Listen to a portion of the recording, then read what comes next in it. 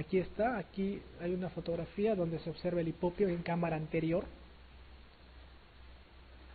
Puede haber, recordando esta imagen, puede haber una imagen igualita, pero con el hipopio aquí, arriba. ¿Qué creen que podría ser? La misma imagen, pero denle la vuelta, digamos. El hipopio parecería que está aquí arriba, exacto, así, formando un nivel, y aquí está lleno. Ese se llama el hipopio invertido. El hipopio invertido se refiere a aceite de silicón en cámara anterior emulsificado. No sé si les pregunten, pero se los menciono ¿por qué? Porque si les hablan, si saben que es hipopio, recuerden que es el hipopio invertido, ¿ya? El aceite de silicón es una sustancia que se utiliza en los procedimientos quirúrgicos de desprendimientos de retina, que en los procedimientos se inyecta aceite de silicón en cavidad vítrea para producir un pegamiento de la retina, ¿no? Y solucionar el problema del desprendimiento. Y cuando este aceite se emulsifica, o sea, pasa a cámara anterior, ya por justamente emulsifica, y por la emulsificación se va hacia arriba, ¿ya? Y produce exactamente la misma imagen pero invertida acá, ¿ya? Entonces ahí lo relacionan con aceite de silicón o con un procedimiento pues retinal, no tiene nada que ver con hipopio ni nada por el estilo. Y obviamente el ojo no estará rojo, no, en este caso de uveitis vamos a ver el ojo rojo, pues no. En cambio en el otro caso nada más es el aceite emulsificado, que lo que vamos a tener cuidado es en que no aumente la presión intraocular, ¿no? Y esto es una reacción fibrinosa del iris sobre el cristalino, ¿no? Que son formas de reaccionar del cuerpo ciliar, por ejemplo una uveitis que está relacionada con una enfermedad sistémica. Por supuesto, porque son enfermedades sistémicas que van a producir inflamación general, y también la uvea, ¿no? Reacciona ante este padecimiento. Generalmente cuando vemos nosotros en un paciente con uveitis, nos enfocamos a estabilizar la uveitis y buscar la enfermedad de fondo, porque si no encontramos la enfermedad de fondo, no vamos a poder solucionar esa uveitis, ¿no? Y va a producir pues estragos a nivel intraocular. En el diagnóstico de las uveitis es importante el ojo rojo, ¿ya? Y por inflamación intraocular, disminución de la agudeza visual, ¿ya? Y dolor. Esto es ifema en cámara anterior. No es característico de una coroiditis. Comentamos que la coroiditis es inflamación también de uvea, pero de la parte de la coroides. Generalmente las coroiditis no es que generalmente, las coroiditis son posteriores, son por uveitis posteriores, ¿ya? Entonces, ¿qué son las miodesopsias? Lesiones en fondo de ojo, etiología por toxoplasma, etiología por citomegalovirus, ojo rojo. Recuerden que el ojo rojo está en el diagnóstico diferencial de las uveitis anteriores, o sea, uveitis que son de cuerpo ciliar o de iris, las iridociclitis, las pars planitis, esas te dan ojo rojo. Ahora, las coroiditis son lesiones posteriores, ¿verdad? De la uvea posterior. Las miodesopsias, ¿alguien sabe qué son miodesopsias? Las moscas volantes. Pero ¿a qué se deben estas moscas volantes? Las moscas volantes se deben a turbidez del humor vítreo. Ya aquí hay células inflamatorias en el humor vítreo. Hemos dicho que la coroiditis es una uveitis posterior. Si es posterior, afecta al humor vítreo. Y en el humor vítreo habrá inflamación. Y esa inflamación producirá turbidez del humor vítreo. Entonces la persona, esa turbidez va a referir como que ve pues puntos volantes, moscas volantes. Esas son las miodesopsias, ¿ya? Que sí son características de lesiones de polo posterior, o sea de coroiditis. Lesiones en el fondo de ojo. Por supuesto que va a haber lesiones en el fondo de ojo, es una coroiditis. Las coroiditis están en íntima relación con la retina, entonces sí vamos a encontrar lesiones en el fondo de ojo. Podemos encontrar edemas maculares, podemos encontrar edemas papilares, ¿ya? Un sinfín de alteraciones en el fondo de ojo. Cuando se habla lesiones en el fondo de ojo, se refiere a lesiones en retina, ¿ya? Y la retina está íntimamente relacionada con la coroides. Etiología de toxoplasma. El toxoplasma con el citomegalovirus, ¿ya? Son patologías que afectan al polo posterior, ¿ya? Produciendo inflamación en los primeros estadios y posteriormente cicatrización. Producen cicatrizaciones corioretinales. Entonces, en los momentos, en los espacios de inflamación intraocular, van a producir, pues, ¿no?, las coroiditis, van a producir las corioretinitis. El ojo rojo, si bien es cierto, es característico de las uveitis, pero más que todo de las uveitis intermedias y uveitis anteriores, ¿ya?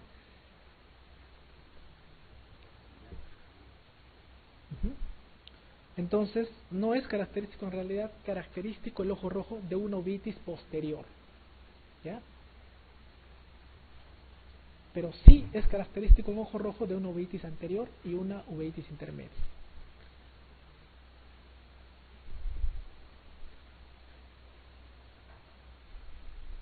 También son características de las uveitis, si hay miodesopsia, si hay turbidez vítrea, disminución de la agudeza visual, ¿ya?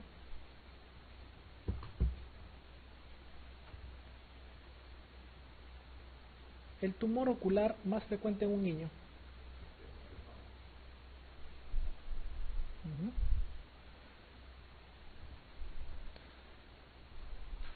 Más correcto sería el tumor ocular maligno, ¿ya?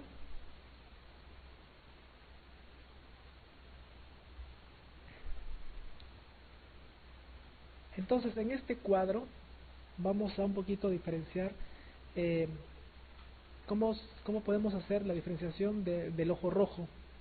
Cuando vemos el ojo rojo, un ojo rojo, nos referimos a una inyección conjuntival, ¿ya? O sea, una inflamación en conjuntiva. Cuando esta inflamación en conjuntiva aparece de forma difusa, ¿no?, homogénea, generalmente va a ser por causa de, digamos, una inflamación ocular en conjuntiva de los fondos de saco. Y en esta parte estarán las conjuntivitis, ¿ya? Las conjuntivitis te dan una hiperemia difusa, generalizada, homogénea. Cuando vemos nosotros una inyección conjuntival pericorneal, esta es la córnea, ¿no?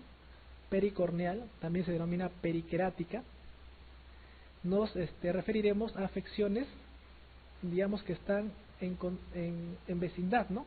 Por ejemplo, la rosácea. La rosácea ocular produce una inyección periquerática porque lo que está afectado es la córnea, ¿ya? Entonces va a producir la inyección alrededor de la córnea. Lesiones corneales cerca al limbo, ¿ya? Y la esquelatitis herpética, ¿ya? Todas las lesiones que van a afectar predominantemente a la córnea, ¿no? Van a dar las queratitis periqueráticas o pericorneales. Ahora, ¿a qué se refiere una inyección ciliar? Una inyección ciliar va más allá de la zona del alrededor de la córnea. Entonces, esa inyección ciliar que se refiere porque está más en esta zona, abarca más hacia atrás, están las epiescleritis, las escleritis, que son inflamaciones de la esclera, ¿ya? Y cuando veremos una hiperemia mixta, ¿ya? En desórdenes, pues, o enfermedades, infecciones intraoculares, ¿ya? Netamente intraoculares, y también cuando hay afectación, por ejemplo, corneal, pero más severa, por ejemplo, como las úlceras corneales, ¿ya?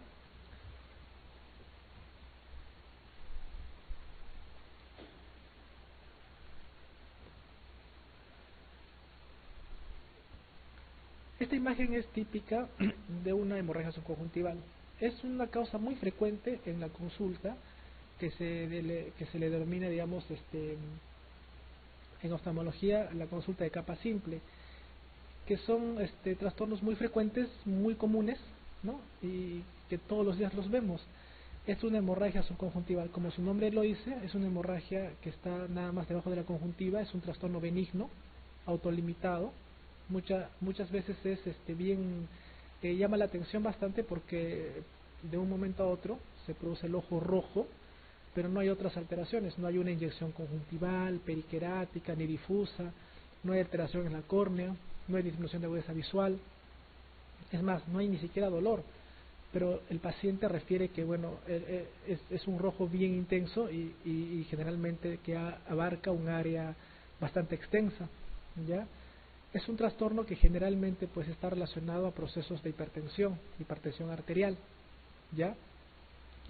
Explicar al paciente en estos casos que se va a limitar en 2 a 3 semanas y en realidad no necesita ningún tipo de gotas, ningún tipo de colirios, ni nada, ¿ya?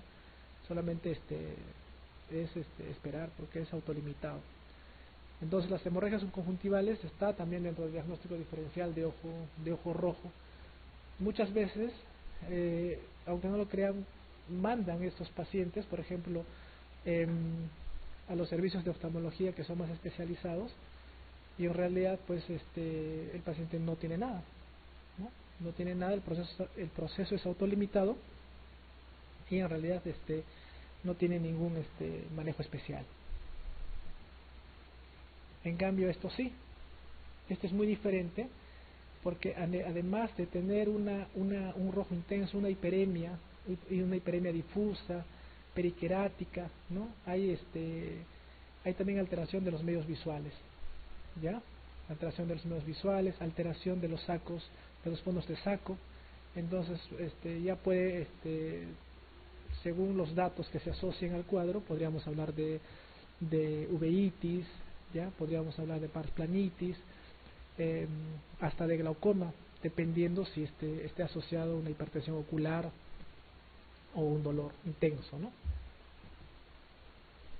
Acá es una inyección, es más que periquerática, ¿no? Es una inyección ciliar, ¿no? Este es más o menos típico, esta inyección ciliar, ojo rojo, de los pacientes con uveitis. Ya vienen con este tipo de inyección ciliar que se denomina, disminución de agudeza visual, dolor.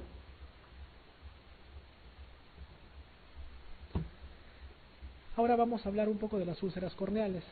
Las úlceras corneales son muy frecuentes porque, como su nombre dice, van a afectar a la córnea, y la córnea es la primera estructura del ojo que está por delante y que va a reaccionar o va a ser la que, digamos, va a ser susceptible a diversos traumas, infecciones, ¿ya? Cuando se produce una queratitis por diversos motivos, infecciones, ojo seco por pacientes ancianos, de disminución de la calidad de lágrima, por procesos víricos, etcétera, se produce queratitis. La queratitis, cuando evoluciona, pues avanza a úlcera corneal. La úlcera ya no afecta solamente al epitelio corneal, sino afecta también a capas más inferiores, como son la membrana de Bowman, como son el estroma, ¿ya? Las úlceras corneales producen una inflamación intensa anterior, producen alteración del estroma, ¿ya? Alteración del estroma corneal, se va a perder esa regularidad de las fibras de colágeno, ¿ya? Y va a ir adelgazando la córnea. Entonces las úlceras corneales muy frecuentemente evolucionan hacia perforaciones corneales, ¿ya? Donde se va a ver que hay salida de humor acuoso del globo ocular si no se trata adecuadamente.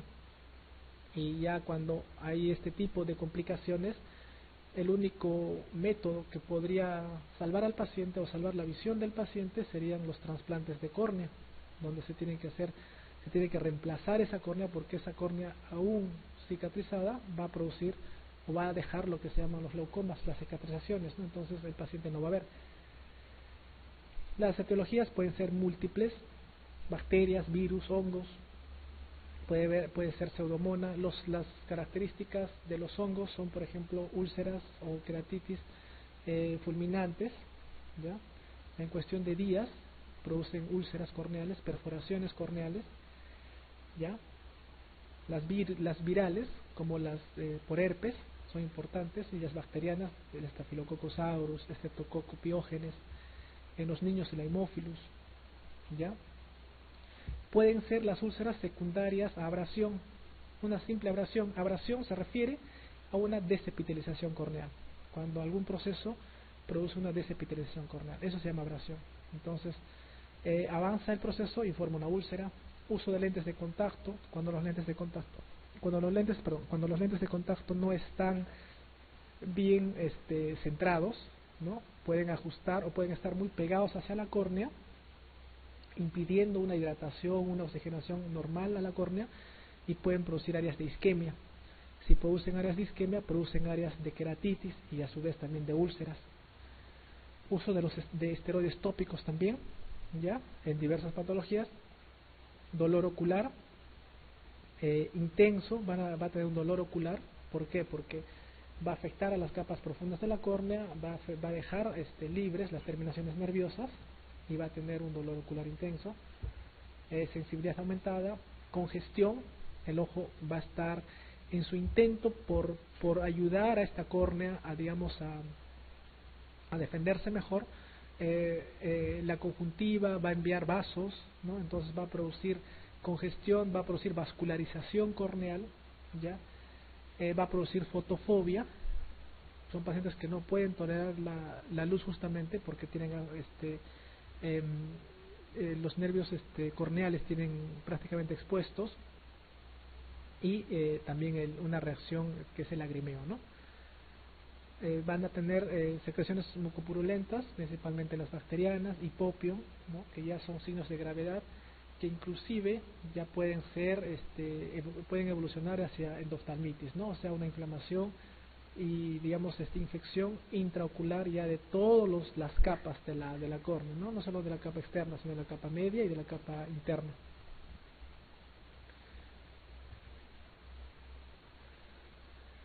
Vamos a hablar un poco de retina, de las enfermedades vasculares.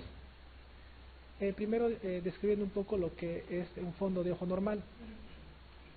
Cuando hablamos de un fondo de ojo normal, tenemos que esto lo podemos hacer mediante una oftalmoscopía directa, con el oftalmoscopio que todos conocemos, o con una oftalmoscopía indirecta, ya que se va a hacer con un oftalmoscopio indirecto, con una lente de condensación que nos va a permitir ver digamos, toda la periferia de la retina, ¿ya?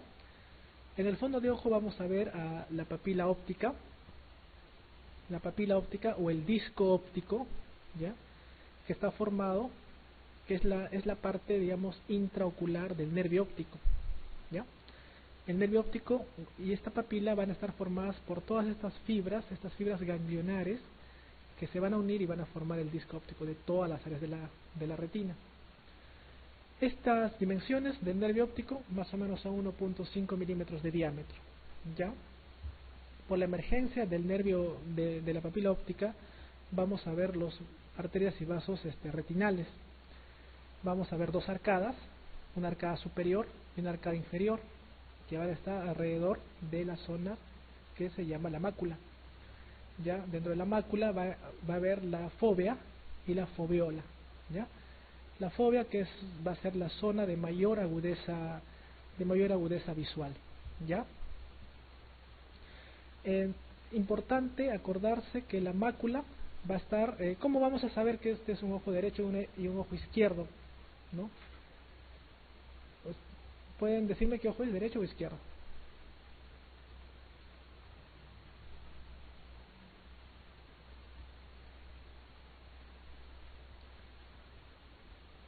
La mácula va a estar ubicada temporalmente al nervio óptico o a la papila óptica, ¿ya? Eso pueden preguntarlo porque uno tiene que diferenciar por anatomía, ¿ya? Justamente de qué ojo se está tratando, porque la mácula es temporal al nervio óptico, y en el nervio óptico una característica que nos va a ayudar también es que va a tener una excavación fisiológica normal. Esta excavación fisiológica normal va a ser aproximadamente 1/3 del nervio óptico. Esta es una característica que se va a alterar, por ejemplo, en el glaucoma, En el glaucoma, por la presión intraocular aumentada, va a aumentar esta depresión fisiológica y no va a ser un tercio, sino va a ser más, va a ser 0.4, va a ser la mitad, 0.5. Y por ejemplo, los glaucomas avanzados van a tener esta excavación mucho más agrandada, hasta llegar inclusive a una excavación de 1.0, o sea, una excavación prácticamente de 1, todo el nervio está digamos, excavado, ¿ya?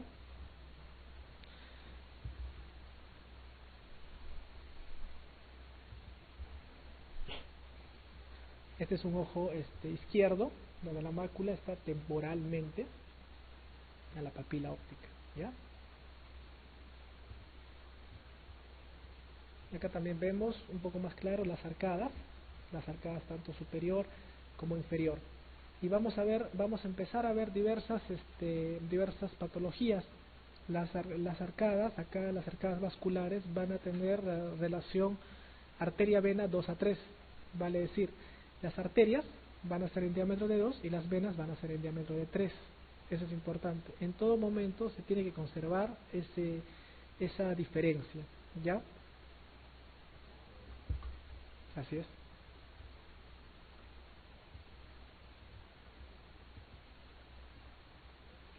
Vamos a hablar un poco de la retinopatía diabética. Ustedes saben que la diabetes es una patología muy importante y frecuente en nuestro medio. Una diabetes mal controlada generalmente en muchos años va a causar una retinopatía diabética, ¿ya? La retinopatía diabética es una de las causas fundamentales de ceguera en nuestro país por un mal control metabólico y pues que no se controla y no se trata, digamos, las lesiones cuando ya afectan a la retina. La diabetes pues va a afectar a la microvasculatura a nivel de todo el cuerpo, ¿ya? E igual va a afectar a la microvasculatura a nivel de la retina, ¿ya? Entonces acá habla de alteración fundamental y primaria. Será un estrechamiento arteriolar, aparición de microaneurismas, hemorragias puntiformes, hemorragias en llama, aparición de neovasos. Ya, ¿qué son los microaneurismas? Exacto. ¿Por qué no estrechamiento arteriolar?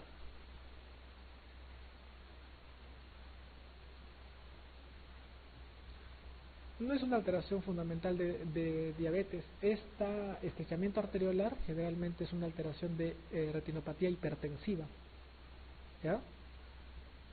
Hemorragias puntiformes, hemorragias en llama y neovasos sí hay en retinopatía diabética, ¿ya?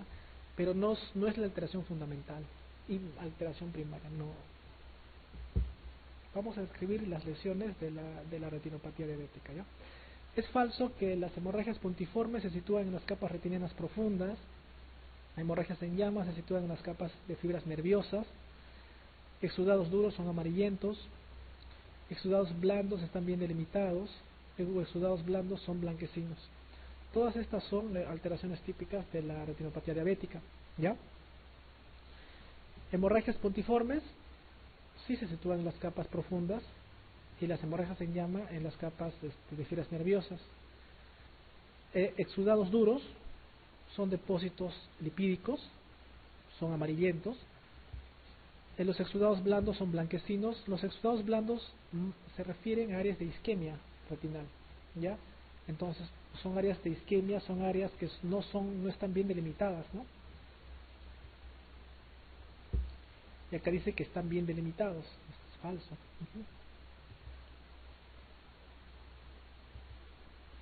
Entonces, ¿cuáles son las lesiones en la retinopatía diabética?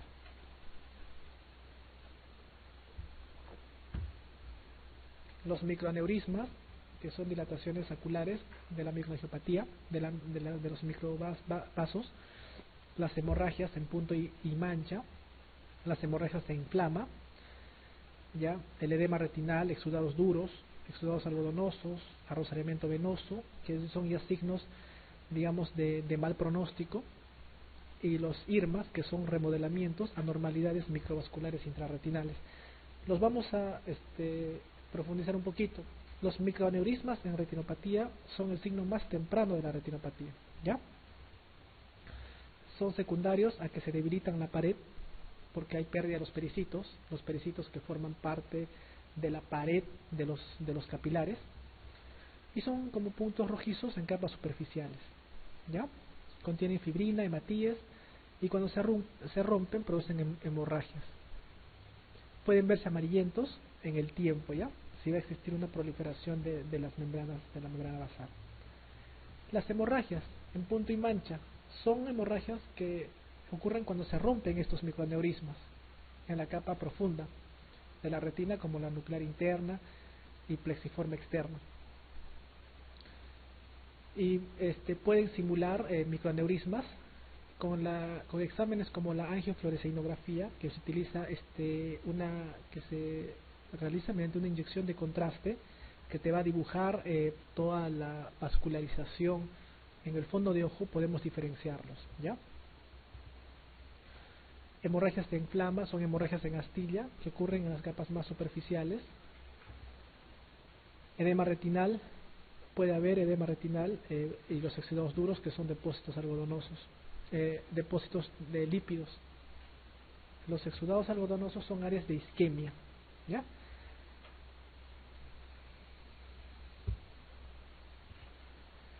Y los arrosariamientos venosos va a reflejar que está aumentando la isquemia retinal, ¿no? Y es un signo de progresión de retinopatía diabética.